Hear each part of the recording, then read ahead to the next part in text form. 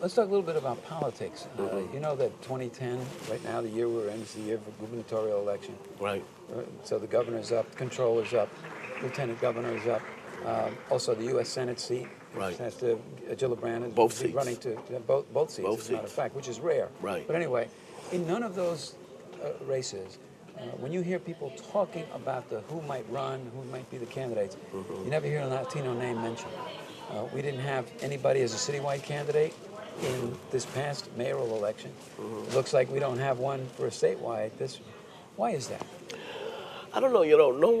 No one has really stepped up within our community. I think it's incumbent upon ourselves really to step up and say that I want to be considered. As I indicated, I've been in the Senate now for 8 years, and we're sort of looking for that leadership in a Latino. And I see a few young people who I think could step up to that.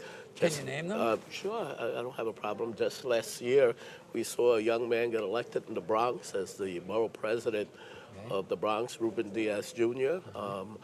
We have a new young member of the State Assembly, Marcos Crespo, who I believe is about 28 years old also. That's pretty young, yeah. From the Bronx. We see the first Dominicano in the New York State Senate with Jose Peralta. We also look for guidance like people from Fernando Ferrer, who, as you know, ran twice for mayor. Like an older statesman? Like an older statesman to be their mentor. But basically what you're saying is that it's not going to come from your generation of guys in the Assembly or the Senate or the City Council. That it's going to take the younger generation. I believe that it's going to be the younger generation. In the Senate, I am the chairman of the Transportation Committee in the Senate. I also co-chair the task force on demographics and reapportionment, which will be drawing all the Senate and Assembly districts, congressional districts. There's going to be a lot of people next knocking year on your door. So I'm going to be very busy, and I'm really not looking forward to running for any kind of statewide office at all. So I really think it's incumbent upon the young generation, and I'm looking forward to helping them really develop that leadership and be the future of our state. There's also been issues about the kind of politics that many of the Latino elected officials have been identified with, that people describe as a kind of quítate tú para ponerme yo kind of thing, to build your own little power base and maybe even for your own family and so on. Right. To what extent do you think that has impacted on the fact that Latinos are not seen as potentially citywide or statewide officials? Well, I think that, you have many talented people that have been out there, and most of them go into the financial world, investment banking, or the corporate world, and I think they go to make money and take care of their families, because being a state senator, your income is not very high despite what many people may think.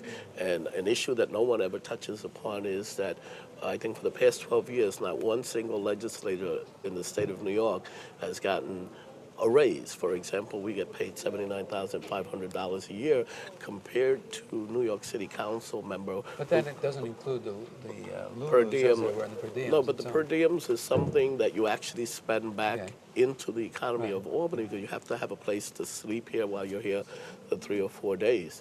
But, I was going to make the comparison of New York City Council member makes $112,500 a year, and they have a committed blue ribbon panel that every year revisits the issues of their salary.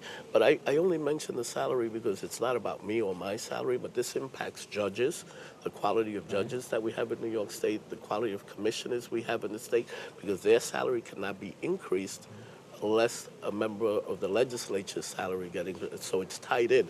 So you have very talented individuals who have gone through law school, and many judges who are considering actually leaving.